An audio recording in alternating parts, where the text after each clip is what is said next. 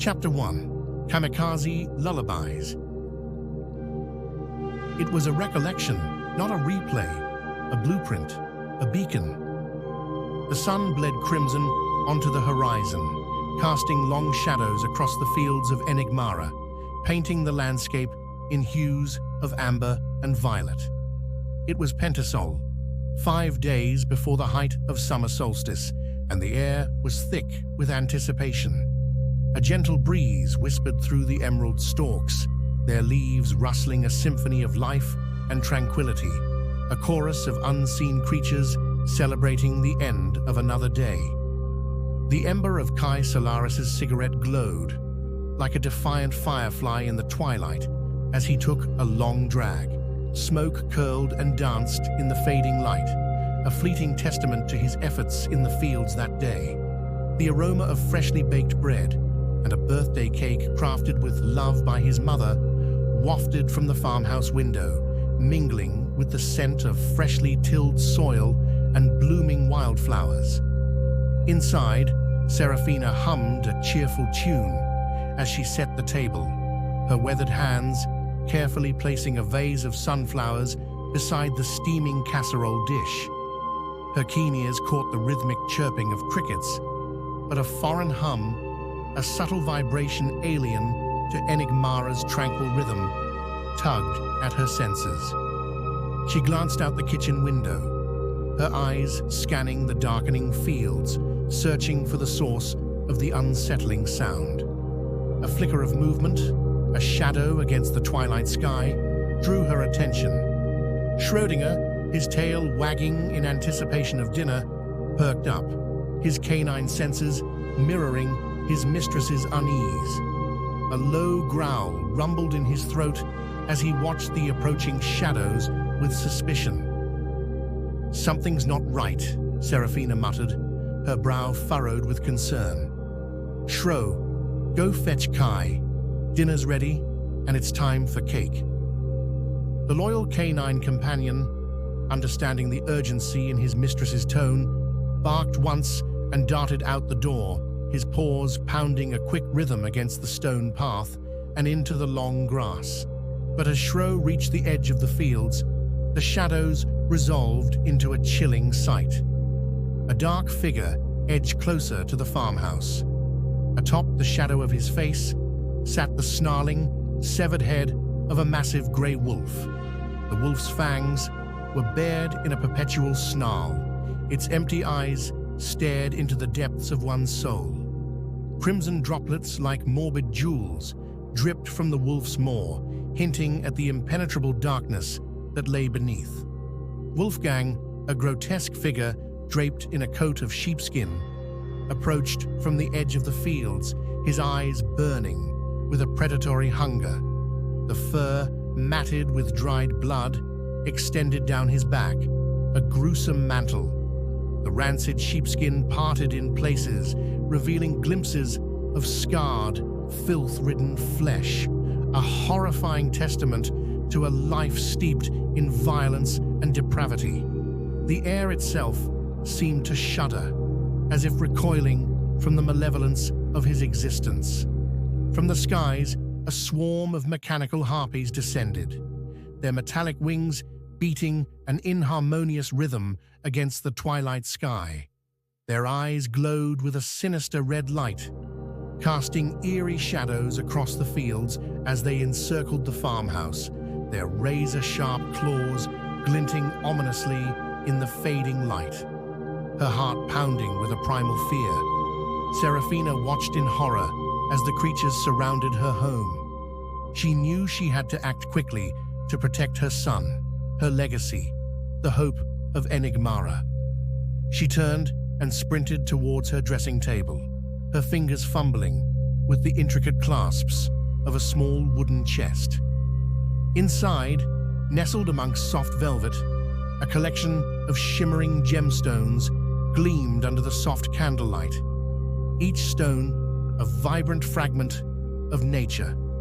With trembling hands, Serafina adorned herself with the gemstones, their cool touch against her skin a stark contrast to the rising heat of her fear and determination. Meanwhile, Schrödinger, his loyal heart pounding with a primal urgency, raced towards Kai. His silver hourglass dog tag whipped his neck as he sprinted. A mechanical harpy, a terrifying and formidable creature, blending elements of bird and machine in a nightmarish amalgamation, had its eyes fixed on the dog, its metallic claws outstretched.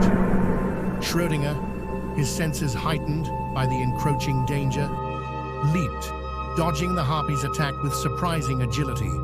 He continued his desperate sprint towards Kai, but the harpy, relentless in its pursuit, swooped down again, its claws tearing through Schrödinger's fur, drawing blood. The loyal canine yelped, but his determination didn't waver. A sudden rush of wind heralded the harpy's arrival. It descended, a grotesque fusion of bird and machine, its red eyes burning into Kai. The dog was beneath its notice. The harpy's gaze was fixed on a greater prize. In a final act of selfless devotion, Schrödinger leaped, his jaws clamping down on the harpy's neck, his teeth sinking into its metallic flesh. The harpy shrieked, a jarring cacophony of screeching metal and enraged squawks, and lashed out with a talon like a scythe. Schrödinger yelped, a pitiful sound, as he was sent tumbling, a small furry projectile against the harpy's armored form. But Schrödinger's grip was unwavering, his lifeblood flowing into the harpy's wounds, disrupting its circuits, its systems failing, its metallic body crashing to the ground in a shower of sparks. Kai, his senses reeling from the sudden chaos, watched in horror as Schrödinger collapsed, his body riddled with wounds, his eyes dimming with the fading light.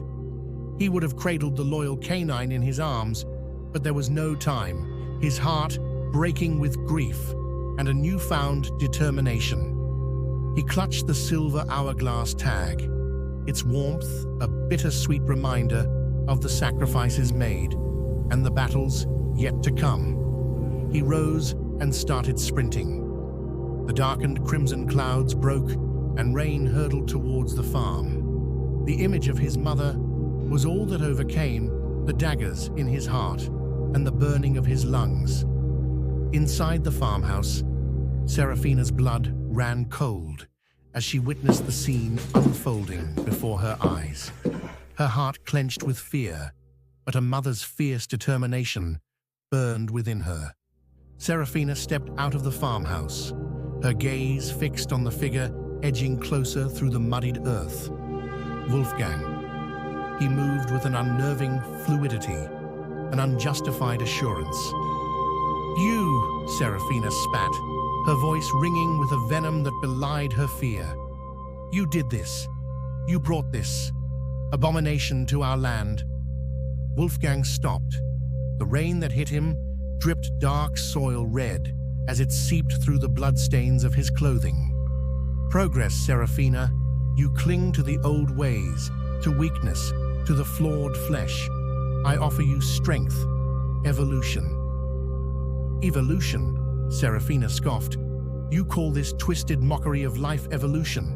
You hide behind metal and fire, preying on those weaker than you. You are a coward, Wolfgang, a parasite feeding on fear." "Sentimentality is your downfall," Wolfgang hissed, taking a step closer. "Your love for these insects blinds you to the truth. Our eye is the future. Flesh is weak, unreliable. I offer you transcendence. Transcendence through destruction." Serafina's voice trembled, but her eyes blazed. "You speak of strength, yet you destroy everything in your path. You offer evolution, yet you create only monsters. You are nothing but a pale imitation of life, a hollow shell filled with hatred."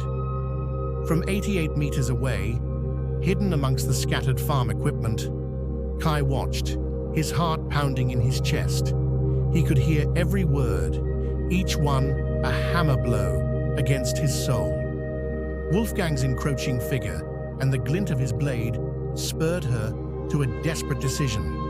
She knew what was coming. She glared at Wolfgang. "You can't harvest what you can't understand," she exclaimed.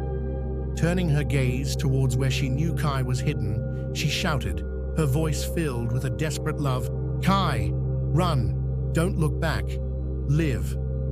Serafina's eyes met Kai's across the distance, defiance battling despair.